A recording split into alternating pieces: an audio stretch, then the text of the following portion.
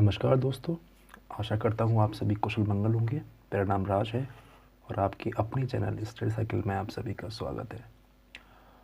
और आज हम करंट अफेयर्स के टॉप 10 क्वेश्चंस का डिस्कशन करेंगे, जो कि इस करंट अफेयर के सारे क्वेश्चंस ये हर एक एग्ज़ाम के लिए इम्पोर्टेंट, हर एक उस एग्ज़ाम के लिए इम्पोर्टेंट है जो गवर्नमेंट एग्ज़ाम्स हैं या जहाँ पे करंट अफेयर पूछी जाती है।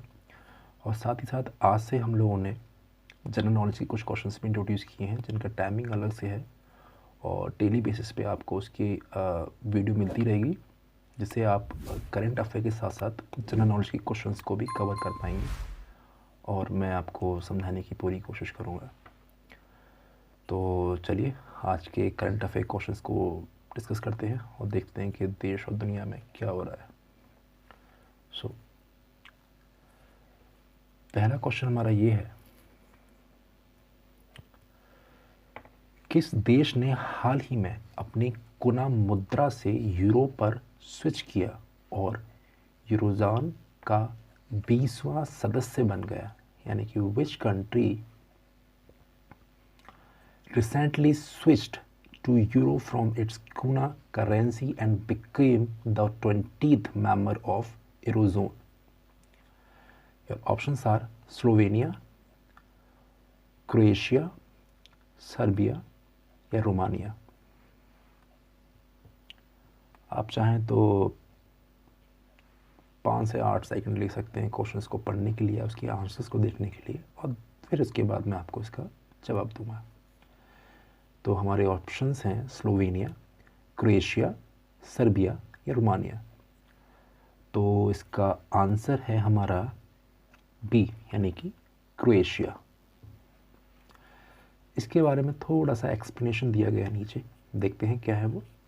क्रोएशिया ने यूरो में स्विच किया और यूरोप के सीमारहित क्षेत्र में प्रवेश किया क्योंकि प्रधानमंत्री आंद्रेज प्लेकोविच ने अपने देश, नाम देख रहे हैं काफ़ी डिफ़िकल्ट होते हैं इनका एक्चुअली, लेकिन थोड़ा सा कोशिश करेंगे इनको पढ़ने की और याद करने की। तो आपके प्रधानमंत्री जो हैं आंद्रेज प्लेकोविच ने अपने देश के लिए एक ऐतिहासिक क्षण माना, यानी कि उन्होंने बोला है अपने स्पीच में कि एक हिस्टोरिकल एक्ट है जो हमारी कंट्री की तरफ से हुआ है ये।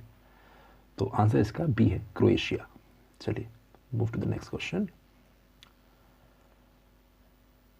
नेक्स्ट क्वेश्चन हमारा ये है, CMIE की नवीनतम रिपोर्ट के अनुसार किस राज्य ने दिसंबर 2022 में राज्यों में सबसे अधिक बेरोजगारी दर दर्ज की थी?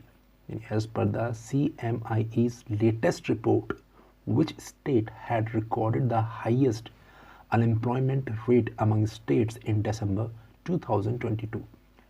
यानी कि किस स्टेट में सबसे ज़्यादा अनएम्प्लॉयमेंट है। अब इसमें एक सवाल ये भी मिल गया आपको कि इस अनएम्प्लॉयमेंट रेट का जो पता किया है वो किया है CMIE की रिपोर्ट आई है, यानी कि ये एक इंस्टीट्यूट है, एक कह सकते हैं एक ऑर्गेनाइजेशन है जो पता करती है किस स्टेट में कितना ज़्यादा अनएम्प्लॉयमेंट है। तो हमारे ऑप्शंस हैं A New Delhi, B Uttar Pradesh, C Haryana या डी आंध्र प्रदेश। 5 सेकंड्स देता हूँ मैं आप लोगों को इसके लिए, सोचिए इसका आंसर क्या होगा। तो हमारे ऑप्शंस हैं A New Delhi, B Uttar Pradesh, C Haryana या D Andhra Pradesh. So the answer is C, Haryana, sorry C Haryana. थोड़ा सा एक्सप्लेनेशन है इसके बारे में, देखते हैं क्या दिया गया है। सेंटर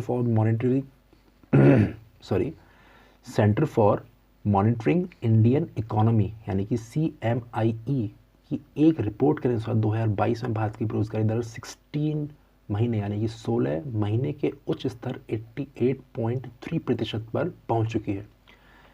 यानी कि आपको पता ही है जॉब्स तो आती नहीं है वैसे, और आती हैं तो बहुत वक्त के बाद आती हैं और बहुत कम सीट्स आती हैं उसमें, गवर्नमेंट जॉब जितनी आती हैं। तो अगर हम इंडिया की जितनी भी स्टेट्स हैं उनकी बात करें तो हरियाणा में सबसे ज़्यादा बेरोज़गारी देखने को मिली है। ये रिपोर्ट आपकी पब्लिश की है CMIE ने। चलिए अगला प्रश्न पढ़ते हैं। किस देश ने चीन के समर्थन से पोखरा क्षेत्रीय अंतर्राष्ट्रीय हवाई अड्डा PRIA का उद्घाटन किया, यानी कि which country inaugurated the Pokhara regional international airport PRIA with the support of China. अब चाइना का सपोर्ट लिया है तो काफ़ी कुछ देखते हैं किसने लिया है भाई। ऑप्शन है हमारे ए श्रीलंका, बी नेपाल, सी बांग्लादेश या डी भूटान। तो ऑप्शन श्रीलंका, नेपाल, बांग्लादेश या भूटान। तो हमारा जवाब है इसमें बी नेपाल। नेपाल ने प्रधानमंत्री पुष्प कमल दहल प्रचंड ने पोखरा में चीन की सहायता से निर्मित देश के तीसरे अंतर्राष्ट्रीय हवाई अड्डे का उद्घाटन किया, यानी कि इन्होंने नेपाल ने चाइना की हेल्प से अपना पोखरा में चीन की सहायता से निर्मित देश के तीसरा यानी कि थर्ड अंतर्राष्ट्रीय इंटरनेशनल हवाई अड्डा एयरपोर्ट का इनॉग्रेशन किया है। किसने? नेपाल ने, with the help of China. ये थोड़ा सा इम्पोर्टेंट है, क्वेश्चन लग रहा है कि आ सकता है इस तरह का। चलिए अगला प्रश्न पढ़ते हैं। अगला प्रश्न क्या है हमारे सामने? क्वेश्चन ये है कि मोहम्मद इरफान अली जो प्रवासी भारतीय सम्मान पुरस्कार के प्रस्तकर्ता हैं किस देश के राष्ट्रपति हैं? यानी कि Mohammed Irfan Ali who is a recipient of Pravasi Bharatiya Samman award is the president of which country? Your options are Israel, Guyana, Ukraine या UAE यानी कि यूनाइटेड अरब एमिरेट्स। तो मोहम्मद इरफान अली जिन्होंने प्रवासी भारतीय सम्मान अवार्ड लिया है वो किस कंट्री के प्रेसिडेंट है? तो इसका जवाब है बी यानी कि गुआना।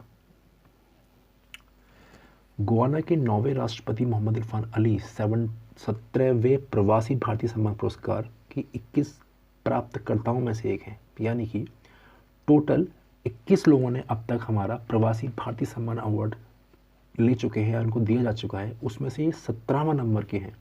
कौन? मोहम्मद इरफान अली। चलिए अगला क्वेश्चन देखते हैं।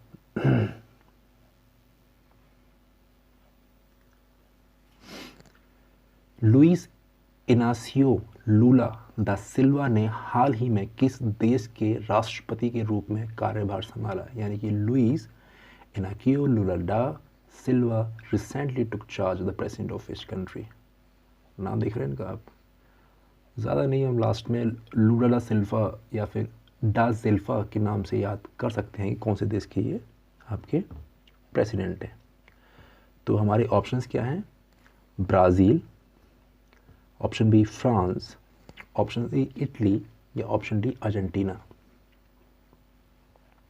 तो इसका जवाब है हमारा ए यानी कि ब्राज़ील के। अक्टूबर में विभाजनकारी चुनाव के बाद लुइस इनासियो लूला दा सिल्वा ने ब्राज़ील के राष्ट्रपति के रूप में तीसरे कार्यकाल के लिए पदभार संभाला, यानी कि ये थर्ड टाइम वहाँ के आपके प्रेसिडेंट बने हैं, तीसरी बार, और उन्होंने अपना कार्यभार संभाला है, यानी कि मूव टू द ऑफिस। चलिए नेक्स्ट क्वेश्चन पढ़ते हैं। भारत की पहली ग्रीन हाइड्रोजन सम्मिश्रण परियोजना किसने शुरू की है? यानी कि who has started India's first green hydrogen blending project? Your options are A NTPC, B ONGC, C भेल यानी कि BHEL या डी हाल HAL। ऑफकोर्स ये शॉर्ट्स फॉर्म में, इसलिए इनको हाल, भेल, ONGC या NTPC बोल सकते हैं। तो इसका जवाब है ए यानी कि NTPC। NTPC ने भारत की पहली ग्रीन हाइड्रोजन समिश्रीकरण परियोजना शुरू की है, जो भारत में अपनी तरह की पहली परियोजना है, यानी कि type of a first form जो इंडिया में स्टार्ट की है NTPC ने। सूरत के कवास टाउनशिप में NTPC के पाइप्ड नेचुरल गैस यानी कि PNG नेटवर्क में ग्रीन हाइड्रोजन समिश्रण के साथ शुरू हुआ है। कहाँ पे? सूरत में।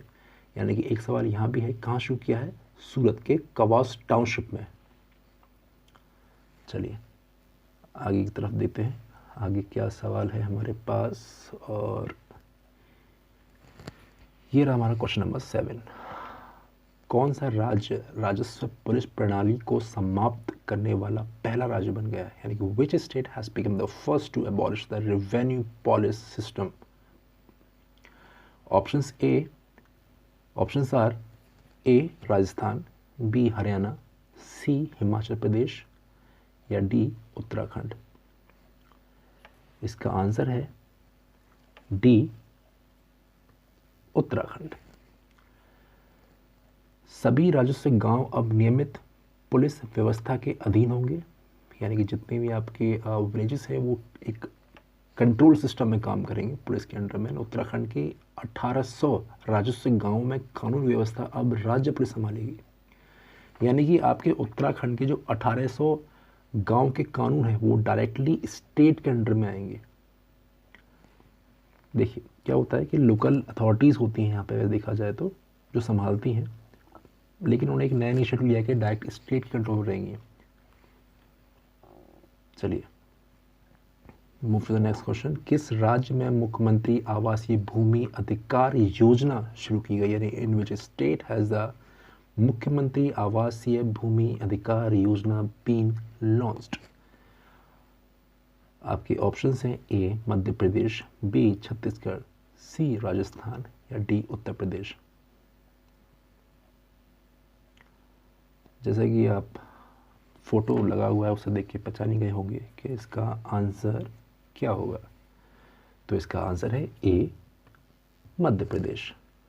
मध्य प्रदेश में 4 जनवरी 2023 को टीकमगढ़ जिले के बकपुरा पंचायत में मुख्यमंत्री आवासीय भूमि अधिकार योजना शुरू की गई थी।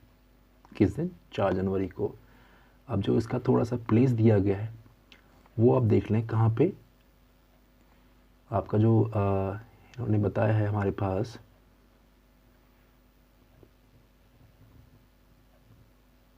वो है आपका, माफ़ कीजिएगा थोड़ी सी प्रॉब्लम हो गई थी, हाँ, तो वो कहाँ है आपका?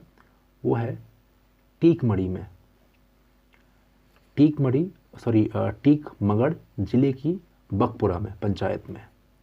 ओके, आगे तरफ मूव करते हैं, देखते हैं नेक्स्ट क्वेश्चन क्या है हमारे पास। रक्षा मंत्रालय द्वारा कितने K9 वज्र ट्रैक्ड सेल्फ प्रोपेल्ड होविजन खरीदे जा रहे हैं? माफ़ कीजिएगा थोड़ी सी प्रोनाउंसिएशन गलती हो गई मेरी, फिर से पढ़ते हैं इसको। ट्रैक्ड सेल्फ प्रोपेल्ड होविजन खरीदे जा रहे हैं। How many K9 Wajra-tracked self-propelled howitzers are procured by the Defense Minister? Options are A 500, B 600, C 200 या D 100। तो इसका आंसर है यानी कि 100 ले रहे हैं, यानी कि ऑप्शन नंबर डी इसका आंसर है। रक्षा मंत्रालय ने 100 और K9 वज्र-ट्रैक्ड सेल्फ प्रोपेल्ड होवित्जर की खरीद की प्रक्रिया शुरू कर दी है। आज का आखिरी सवाल क्वेश्चन है हमारा, कौन सा देश यूरोपीय संघ का पूरी तरह से एकीकृत सदस्य बन गया है, यानी कि which country has become a fully integrated member of the European Union? Option A Kazakhstan, B Croatia, C Somalia या डी अर्जेंटीना। जैसा कि आप जानते हैं, थोड़ा सा इसके बारे में बताने की कोशिश करता हूँ मैं आप लोगों को कि एक यूनियंस फॉर्म होती हैं, उसी तरह से यूरोपियन यूनियंस हैं, उसमें कंट्रीज जो हैं वो मेंबर्स होते हैं और जो भी इनके बीच में रिलेशन होते हैं उसके बेस पे इनका ख़रीद चलता रहता है, यानी किसी की वेपन्स हुए या आपकी आर्मरी हुई या फिर जितना भी हेल्प इनसे हो सकता है इन यूनियन के थ्रू ये आपस में हेल्प करते हैं कंट्री वाइज। तो हमें इसमें ये बताना है become a fully integrated member, यानी कि पूरी तरह से यूरोपियन यूनियन का मेंबर कौन बना है। हमारे ऑप्शंस हैं कजाकिस्तान, क्रोएशिया, सोमालिया, अर्जेंटीना। तो इसका आंसर है बी क्रोएशिया। क्रोएशिया ने यूरो मुद्रा को अपनाया और यूरोपीय संघ में शामिल होने वाला 27वां देश बना। अब तक क्रोएशिया की मुद्रा कूना हुआ करती थी। याद है, पहले प्रश्न में हमने इसका पढ़ा था, मुद्रा के बारे में। तो आशा करता हूँ कि आपको ये क्लास अच्छी लगी होगी, और अगर अच्छी लगी हो तो लाइक कीजिएगा, सब्सक्राइब कीजिएगा, और अपने दोस्तों में या फिर उन लोगों के साथ शेयर करना जो पढ़ना चाहते हैं, करंट अफेयर पढ़ना चाहते हैं और उनके एग्ज़ाम्स हैं सामने आगे। और आने वाले वक्त पे हम कुछ और इनोवेटिव करने की कोशिश करेंगे, कुछ और चीज़ों को ऐड करेंगे जिससे आपका ज्ञान बढ़े हमारे माध्यम से। धन्यवाद, शुक्रिया, जय हिंद।